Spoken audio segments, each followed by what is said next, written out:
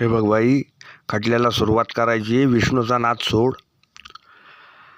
आसपासच्या घटना वाढायला लागलेल्या आहेत. तुला कुणी येता जाता लाथा मारतो. तुझ्या पुढं वकील बसलेला आहे, तो तुला काय सांगतो तुला कळत आहे का? तू विष्णूचा अजूनही नाद सोड. डोळ्यापुढं विष्णूची मूर्ती आणू नको.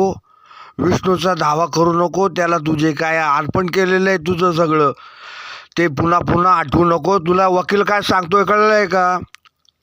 असं म्हणून वारंवार लोकांना कोर्टात तुझ्या कुटुंबातले नातेवाईक शेत्या ताब्यात घ्यायला लागलेले. शेतीवरचे शेतकरी विष पिऊन मारायला लागलेले. विष्णूचा नाद सोड बाई.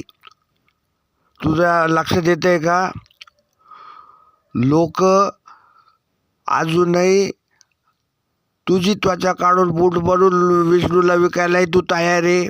विष्णू पुढं ठेवायला तुला तुझ्या त्वचेचा बूट करायचा आहे. ध्यानात घे. अजून विष्णूचा नाद सोड. वकील काय सांगतात ते तुला ओरडून तुझ्या कानी मस्तकात कळलं का? समजलं का?